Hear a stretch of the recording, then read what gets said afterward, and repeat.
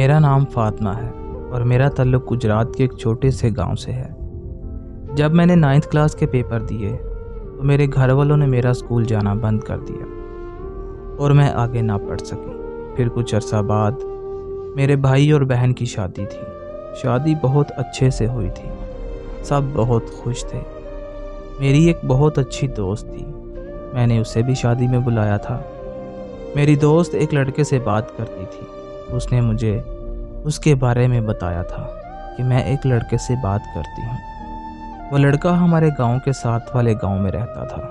ایک دفعہ بڑی عید پر ہم دونوں نے ایک جیسے کپڑے سلوائے تھے۔ اس ٹائم میرے پاس موبائل نہیں تھا، لیکن میری دوست کے پاس موبائل تھا۔ اس نے ہم دونوں کی تصویر اپنے واٹس ایپ اسٹیٹس پر لگائی، تو جب وہ لڑکا ہماری تصویر دیکھ رہا تھا تو اس کے ساتھ اس کا ایک دوست بھی تھا۔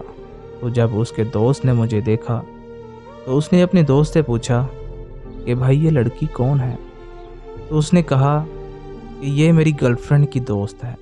تو اس نے کہا کہ یہ تو بہت پیاری ہے یار، میری اس سے دوستی کروا دو۔ تو اس نے اپنی گرل فرینڈ یعنی میری دوست سے بات کی، تو اس نے مجھے کہا کہ ایک لڑکا تم سے بات کرنا چاہتا ہے، وہ تم کو بہت پسند کرتا ہے، تم مجھ سے دوستی کر لو۔ تو میں نے اپنی دوست کو بولا کہ مجھے نہیں کرنی بات، اور ویسے بھی میں اس سے کیسے بات کر سکتی ہوں، میرے پاس تو موبائل ہی نہیں ہے۔ اس نے کہا کہ وہ تم کو موبائل لے دے گا، لیکن ابھی تم میرے موبائل سے بات کر لو۔ میں نے اسے بہت منع کیا، لیکن اس نے بہت اصرار کیا، تو میں نے پھر اس کے موبائل سے اس لڑکے سے 2-3 بار بات کی۔ تو اس کے بعد اس لڑکے نے مجھے ایک موبائل لے کے دیا۔ ہم بہت اچھے سے بات کیا کرتے تھے، وہ میری بہت عزت کیا کرتا تھا، میں بھی اس کی بہت عزت کرتی تھی۔ اس طرح بات کرتے کرتے ہم اچھے دوست بن گئے۔ اس کی اپنی ایک دکان بھی تھی، تو جب وہ دکان سے فارغ ہوتا تو تب مجھ سے بات کیا کرتا تھا۔ تقریباً رات کو 3-4 بجے تک وہ فری ہوا کرتا تھا، تب ہم بات کیا کرتے تھے۔ پھر ایک دن اچانک سے اس نے مجھے کہا کہ مجھے تم سے ملنا ہے۔ جب میں نے یہ سنا تو میں حیرت میں مبتلا ہو گئی کہ آج اس نے اچانک ملنے کا کیوں بول دیا۔ اس نے کہا کہ میں نے تم کو بس ایک بار دیکھا ہے، اور وہ بھی تب جب تمہاری دوست نے تمہاری اور اپنی تصویر اسٹیٹس پر لگائی تھی۔ میں نے کہا کہ اچھا ٹھیک ہے، دیکھ لینا۔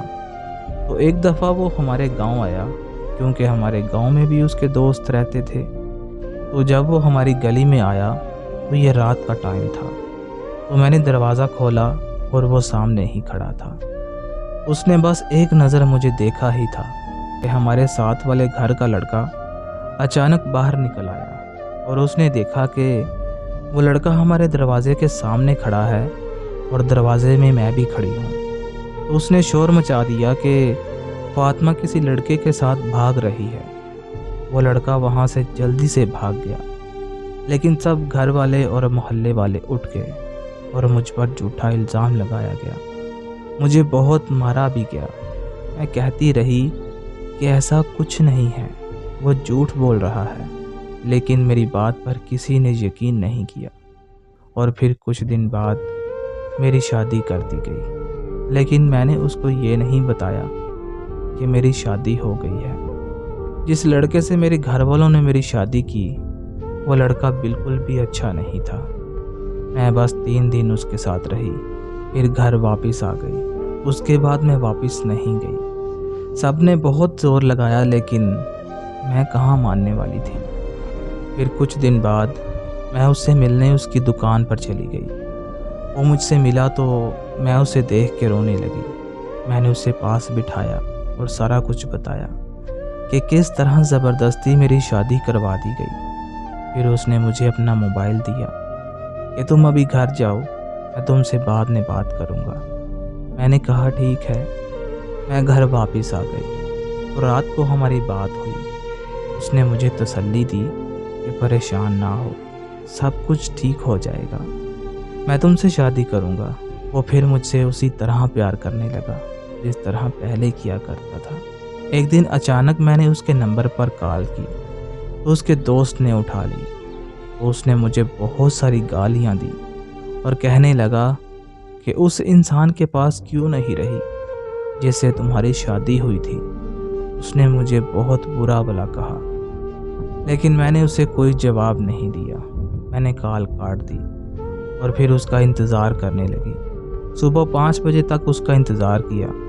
اب اس نے کال کی اور میں نے اسے ساری بات بتائی تو وہ مجھے کہنے لگا کہ سوری یار، میرے دوست سے یہ برداشت نہیں ہوا، کیونکہ جب سے ہماری بات نہیں ہو رہی تھی میں بہت مشکل حالات سے گزرا ہوں، اس لیے وہ یہ برداشت نہیں کر پایا۔ میں نے کہا ٹھیک ہے، میں اس بات کو سمجھتی ہوں، لیکن مجھے گالی سے بہت نفرت ہے۔ لیکن کوئی بات نہیں، ہم پھر سے ایک دوسرے سے بات کرنے لگے اور میری ماما اور میری بہن کو بھی پتہ تھا کہ میں اس لڑکے سے بات کرتی ہوں، بس بھائی اور ابو کو نہیں پتہ تھا۔ اس کے سارے دوستوں کو بھی پتہ تھا اور اس کے گھر والوں کو بھی پتہ تھا۔ اس کے بھائی کے گھر جب بیٹا پیدا ہوا تب میں اس کے گھر بھی گئی تھی۔ سب کچھ بہت اچھا چل رہا تھا۔ اچانک سے اسے پتہ نہیں کیا ہوا، وہ بدلنے لگا، ہمارے جھگڑے ہونے لگے۔ اسے پتہ بھی تھا کہ مجھے گالی سے نفرت ہے، لیکن پھر بھی وہ مجھے گالیاں دیا کرتا تھا۔ میں یہ برداشت نہیں کر پاتی تھی، تو پھر میں کئی گھنٹے روتی رہتی تھی، لیکن اس کو اس بات سے کوئی فرق نہ پڑتا تھا۔ ایک دفعہ ہماری بہت زیادہ لڑائی ہوئی تو ہم نے کافی دنوں تک بات نہیں کی، لیکن میں اس کے بنا رہ نہیں پا رہی تھی تو میں نے اسے کال کی، لیکن اس نے نہیں اٹھائی تو میں اس سے ملنے اس کے گھر چلی گئی۔ اس نے مجھے سب کے سامنے مارا، مجھے بے عزت کیا اور بے عزت کر کے گھر سے نکال دیا، مجھے گالیاں دی، لیکن پھر بھی میں اس کے بنا نہیں رہ سکتی تھی۔ میں نے یہ سب بھی برداشت کر لیا صرف اس کے لیے۔ مجھے اس سے بے پناہ محبت ہو گئی تھی۔ میں نے اس کی گالیاں برداشت کی، یہاں تک کہ میں نے اسے کہا کہ میں تم کو اپنا جسم بھی دوں گی، لیکن وعدہ کرو تم کبھی کسی اور کے پاس نہیں جاؤ گے۔ اس نے کہا ٹھیک ہے۔ میں نے اس کا بہت کیا، جہاں تک مجھ سے ہو سکتا تھا میں نے کیا۔ پھر اس نے ایک اور الزام مجھ پر لگا دیا کہ تم میرے بھائی سے بات کرتی ہو۔ میں نے بہت قسمیں اٹھائی کہ ایسا کچھ بھی نہیں ہے، تم غلط سمجھ رہے ہو۔ پھر میں نے قرآن اٹھایا، تب جا کے اس کو یقین ہوا، لیکن پھر بھی وہ مجھ سے اس طرح بات نہیں کیا کرتا تھا جس طرح پہلے کیا کرتا تھا۔ میں اس کے لیے پاگل تھی، مجھے اس کی عادت لگ چکی تھی۔ میں کیا کرتی؟ میں بہت روتی تھی، قرآن مجید پڑھتی، نمازوں میں روتی تھی اس کے لیے۔ میں نے کیا کچھ نہیں کیا اس کے لیے۔ گھر والوں سے مار کھائی، شادی ہوئی تھی، وہاں سے طلاق لی، سارے خاندان میں بدنامی ہوئی، میری ساری دوستیں مجھ سے دور ہو گئیں۔ شادی کے 3 سال بعد میں نے طلاق لی تھی۔ وہ کہتا تھا کہ مجھ سے شادی کرے گا، لیکن جب میری طلاق ہو گئی تو کہنے لگا کہ میرے گھر والے نہیں مان رہے، میں تم سے شادی نہیں کر سکتا۔ اس کی یہ بات سن کے میں تو مر ہی گئی تھی۔ میں نے اسے کہا کہ میں نے تمہارے لیے طلاق لی اور تم اب بول رہے ہو کہ میں تم سے شادی نہیں کر سکتا۔ میں نے اس کے بہت ترلے کیے، لیکن وہ کہاں ماننے والا تھا۔ پھر میرے گھر والے بھی مجھے کہنے لگے کہ چھوڑ دے اب اس کو، یہ لڑکا تیرے لیے ٹھیک نہیں ہے۔ پر میں نے کسی کی نہ سنی اور اپنی زندگی برباد کر لی۔ اب میں سوچتی ہوں کہ کاش میں نے اپنی دوست کی بات نہ مانی ہوتی، کاش میں نے اس سے بات ہی نہ کی ہوتی، کاش ہم دونوں نے وہ ایک تصویر نہ بنائی ہوتی، اور کاش وہ تصویر اس نے اپنے اسٹیٹس پر نہ لگائی ہوتی۔ لیکن اب کچھ نہیں ہو سکتا۔ شاید میری زندگی میں یہی کچھ لکھا تھا اور یہی کچھ ہونا تھا۔ میری زندگی برباد ہو گئی اور اب میں اپنے ماں باپ کے گھر میں بیٹھی ہوں۔